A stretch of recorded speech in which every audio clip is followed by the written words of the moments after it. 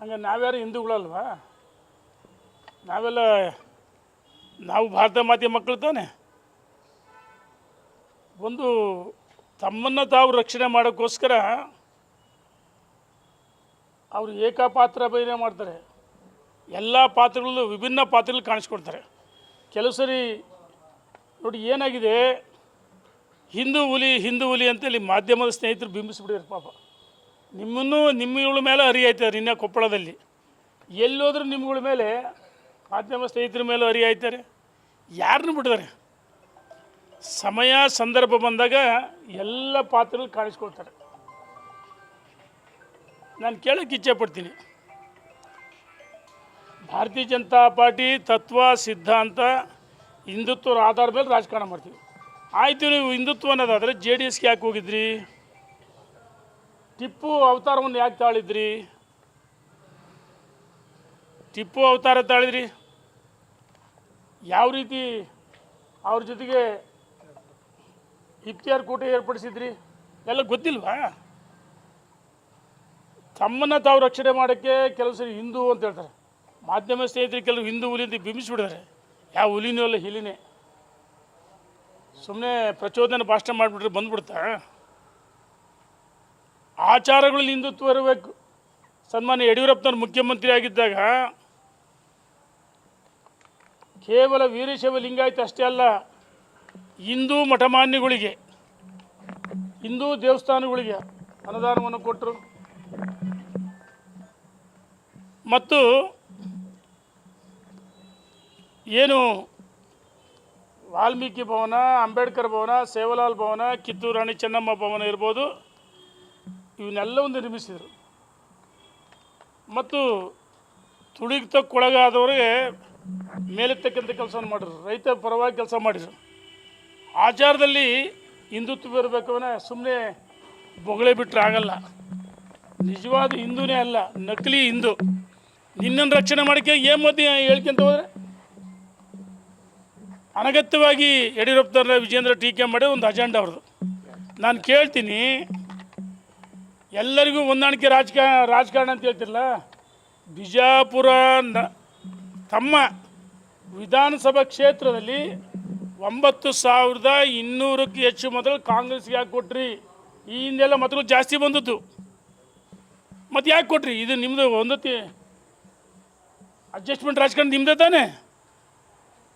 ಈ ಅಡ್ಜಸ್ಟ್ಮೆಂಟ್ ರಾಜಕಾರಣ ಹರಕುಬಾಯಿಯಿಂದ ತಮ್ಮನ್ನು ನಾನು ಹೇಳಿದೆ, ಬಲಿಪಶು ಆಗ್ತೀರಿ. ಯಾರದೋ ಮಾತು ಕೇಳಿ ಬಲಿಪಶು ಆಗ್ತಾರೆ ಅಂತ ನಾನು ಹೇಳಿದ್ದೆ. ಅದು ಅಕ್ಷರಶಃ 100% ಸತ್ಯ ಆಯಿತು. ಬಲಿಪಶು ಆದರು. ಒಂದು ನಿಮಿಷ, ಬಲಿಪಶು ಆದರು. ಅಡ್ಜಸ್ಟ್ಮೆಂಟ್ ರಾಜಕಾರಣ ಹೇಳಿದ್ದು ನೀವು, ಹೊಂದಾಣಿಕೆ ಅನಗತ್ಯವಾಗಿ ಟೀಕೆ ಮಾಡಿರಿ. ನಾನು ಹೇಳಿದ ಮಾತು ಸತ್ಯ ಆಯ್ತಲ್ಲ. ಬಲಿ ಕೊಡ್ತಾರೆ, ಬಲಿ ಕೊಟ್ಟರು. ನಾವು ಹೇಳೋದು, ಇಲ್ಲಿ ಪಕ್ಷ ಅಂದಮೇಲೆ ರಾಜ್ಯದ ಅಧ್ಯಕ್ಷರು, ರಾಷ್ಟ್ರೀಯ ಅಧ್ಯಕ್ಷರು ಸುಪ್ರೀಂ, ರಾಷ್ಟ್ರದಲ್ಲಿ ಸರ್ಕಾರದಲ್ಲಿ ಪ್ರಧಾನಮಂತ್ರಿ, ಮುಖ್ಯಮಂತ್ರಿ ಸುಪ್ರೀಂ. ಇವರು ಮುಖ್ಯಮಂತ್ರಿಗಳನ್ನೂ ಬಿಟ್ಟಿಲ್ಲ. ಯಡಿಯೂರಪ್ಪನವ್ರು ಹಿಂದಿದ್ದಾಗ ರಾಜ್ಯದ ಅಧ್ಯಕ್ಷ ವಿಜೇಂದ್ರ ಯಡಿಯೂರಪ್ಪನವ್ರನ್ನೂ ಟೀಕೆ ಮಾಡಿದ್ವಿ. ಅಧಿವೇಶನದ ಒಳಗೆ ಹೊರಗೆ 1000 ಕೋಟಿ 2000 ಕೋಟಿ ಅಂದೆ ಕಾಂಗ್ರೆಸ್ ಅಧಿಕಾರಕ್ಕೆ ಬರೋಕ್ಕೆ ಪ್ರಮುಖ ಸೂತ್ರಧಾರಿ ಪಾತ್ರಧಾರಿ ನೀವೇ. ನೋಡಿ, ಅನಗತ್ಯವಾಗಿ ಈ ವೀರಶೈವ ಲಿಂಗಾಯತ ಸೃಷ್ಟಿ ಮಾಡಿ ಏನು ಬೇಕಂತ ಮಾತಾಡಿರಿ. ಈಗ ಮೀಸಲಾತಿ ಯಡಿಯೂರಪ್ಪ ವಿರೋಧ ಮಾಡಿದೆ ಅಂತೇಳಿ, ಯಡಿಯೂರಪ್ಪನವ್ರು ಮೀಸಲಾತಿ ಕೊಡಬೇಕಂದಾಗ ಬ್ರೇಕ್ ಹಾಕ್ಸಿದ್ದು ನೀವೇ, ನಿಮ್ಮಂಥವ್ರು ಸೇರಿ. ಯಡಿಯೂರಪ್ಪನವ್ರ ಬಗ್ಗೆ ಮಾತಾಡಿ ಯಾವ ನೈತಿಕ ಹಕ್ಕಿದೆ? ಅನಗತ್ಯವಾಗಿ ಪ್ರತಿ ದಿವಸ ಪಾರ್ಟಿ ಕಟ್ಟ್ರಿ. ನಾನು ಕೇಳ್ತೀನಿ, ಸವಾಲಾಗ್ತೀನಿ, ಭಾರತೀಯ ಜನತಾ ಪಾರ್ಟಿ ಯಡಿಯೂರಪ್ಪನವರ ಕೈ ಕಾಲಿಡದೆ ನೀವೇ ಮಾತಾಡಿದ ಆಡಿಯೋಗಳು, ವಿಡಿಯೋಗಳು ಬಿಡುಗಡೆ ಮಾಡಬೇಕಾ? ಈಗಾಗಲೇ ಸಾಮಾಜಿಕ ಜಾಲತಾಣದಲ್ಲಿ ಮಾಧ್ಯಮ ಸ್ನೇಹಿತರು ಮಾಡಿದ ವಿಡಿಯೋಗಳು ಸಾಮಾಜಿಕ ಜಾಲತಾಣ ಹರಿದಾಡ್ತದವೆ. ಯಡಿಯೂರಪ್ಪನವ್ರು ನನ್ನನ್ನು BJP ಕರೆತಂದರು, ನನ್ನ ಗೆಲ್ಲಿಸೋದಕ್ಕೆ ಪ್ರಮುಖ ಪಾತ್ರ ಅಂತ ಹೇಳ್ತೀರಿ. ಅಂದು ಇಂದು ಟೀಕೆ ಮಾಡ್ತೀರಿ. ಅಂದರೆ ಯಡಿಯೂರಪ್ಪ ಟೀಕೆ ಮಾಡಿದ್ರೆ ಮುಖ್ಯಮಂತ್ರಿ ಆಗ್ಬಿಡ್ತೀರಿ ಅಂತ ಹಗಲು ಕನಸು ಕಾಣ್ತಾರೆ. ಈಗ ಹೇಳ್ತಾರೆ ನಾನೇ ಮುಖ್ಯಮಂತ್ರಿ. ಸರ್ವಾಧಿಕಾರಿ ಧೋರಣೆ ಬಿಡಬೇಕು. ಸ್ವಯಂ ಘೋಷಿತ ನಾಯಕರಾಗಬಾರ್ದು, ಜನ ಮೆಚ್ಚಿದ ನಾಯಕರಾಗಬೇಕು. ಪಾರ್ಟಿಗೆ ಬೀದರಿಂದ ಇವ್ರು ಹೇಳ್ತಾರೆ, ಬೀದರಿಂದ ಚಾಮರಾಜನಗರ, ಮಂಗಳೂರು, ಆಯಿತು, ವೆಯ್ಟ್ ಆ್ಯಂಡ್ ಸಿ. ರಾಜೀನಾಮೆ ಕೊಟ್ಟು ಬಾರಪ್ಪ. ಭಾರತೀಯ ಜನತಾ ಪಾರ್ಟಿ ಚಿನ್ನಡಿಯಲ್ಲಿ ಗೆದ್ದಿದ್ದಿಲ್ಲಪ್ಪ. ನಿನಗೆ ನಿಜವಾದ ವರ್ಚಸ್ಸಿದ್ರೆ, ನಿಜವಾಗ್ಲೂ ಹಿಂದೂ ಇದಾಗಿದ್ದರೆ ಮೊದಲು ಶಾಸಕ ಸ್ಥಾನಕ್ಕೆ ರಾಜೀನಾಮೆ ಕೊಟ್ಟು ಮರು ಚುನಾವಣೆಯಲ್ಲಿ ಗೆದ್ದು ಬಂದರೆ ನಾವು ನಿನಗೆ ಅಭಿನಯಿಸ್ತೀವಿ, ಸನ್ಮಾನ ಮಾಡ್ತೀವಿ. ಅವಾಗ ಗೊತ್ತಾಗುತ್ತೆ. ಡಿಪಾಸಿಟ್ ಠೇವಣಿ ಸಿಗಲ್ಲ ಚುನಾವಣೆ ಸ್ಪರ್ಧೆ ಮಾಡಿದರೆ.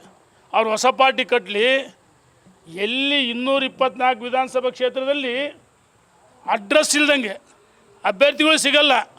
ಅಕಸ್ಮಾತ್ ದಾರಿಗೆ ಹೋಗೋಣ ಕಲ್ಲಪ್ಪ ಮಲ್ಲಪ್ಪ ಅಂತಿಂದ್ರೆ ತಂದಾಕ್ಯಾರೆ, ಎಂತಿದ್ದಾರೆ ಕರ್ಕೊಂಬರ್ತಾರೆ. ಕೊನೆಗೆ ಅವ್ರ ಮಕ್ಕಳು ಅವ್ರ ಜೊತೆ ಕೆಲವ್ರು ಪಟಾಲಮ್ ಇದೆ, ಒಂದು 5-6 ಕ್ಷೇತ್ರ ನಿಲ್ಲಿಸ್ಬೋದು ಅಷ್ಟೇ. ಒಂದು 5-6 ಕ್ಷೇತ್ರಕ್ಕೆ ನಿಲ್ಲಿಸ್ಬೋದು. ನಿಲ್ಲಕ್ಕೆ ಯಾರು ಅಭ್ಯರ್ಥಿಗಳೇ ಸಿಗಲ್ಲ. ಅವರ ಸ್ಪರ್ಧೆ ಇವತ್ತಿಂದ ರಾಜ್ಯದಲ್ಲಿ ಜನಾಭಿಪ್ರಾಯವನ್ನು ಕ್ರೋಢೀಕರಿಸ್ತೀವಿ ಅಂತ ಹೇಳಿದ್ದಾರೆ. ಕ್ರೋಢೀಕರಿಸ್ಬೇಕು, ಹೊಸ ಪಾರ್ಟಿ ಕಟ್ಟಬೇಕು. ಅಭ್ಯರ್ಥಿಗಳು ಆಗದಾಗ ನಿಜವಾದ ನಾಯಕತ್ವ ಗೊತ್ತಾಗುತ್ತೆ. ಮೊದಲು ಚುನಾವಣೆ ಏನು BJP ಗೆದ್ದು ಬಂದಿಲ್ಲ, ಮೊದಲು ರಾಜೀನಾಮೆ ಕೊಟ್ಟು ಚುನಾವಣೆ ಗೆದ್ದು ಬರ್ಬೇಕಂತೇಳಿ ನಾನು ಹೇಳಕ್ಕೆ ಇಚ್ಛೆಪಡ್ತೀನಿ. ಬಿಜೆಪಿ ಅಂದ್ರೆ ಕಾರ್ಯಕರ್ತರ ಪಕ್ಷ ಅಲ್ಲ, ಅಪ್ಪ ಮಕ್ಕಳ ಪಕ್ಷ ಅಂತ ಹೇಳ್ತಾರೆ ಸರ್. ಅವತ್ತು BJP ಯಡಿಯೂರಪ್ಪನ ಕಾಲಿಡು ಬಂದಿಲ್ಲ, ನಾವೇ ಹೋಗಿದ್ವಿ. ಜಗದೀಶ್ ಶೆಟ್ಟರ್ಗೆ, ಪ್ರಹ್ಲಾದ್ ಜೋಗಿ ಶೆಟ್ರು ಭಟ್ರು ಪಾರ್ಟಿ ಆದ್ರು ವಿಧಾನ ಪರಿಷತ್ನಲ್ಲಿ ಯಾರಿಗೆ ಬಿಟ್ಟಿದ್ದಾರೆ? ಆ ಗೋಪಾಲ್ಜಿಗೆ ಬಿಟ್ಟಿಲ್ಲ ಪರಿವಾರ.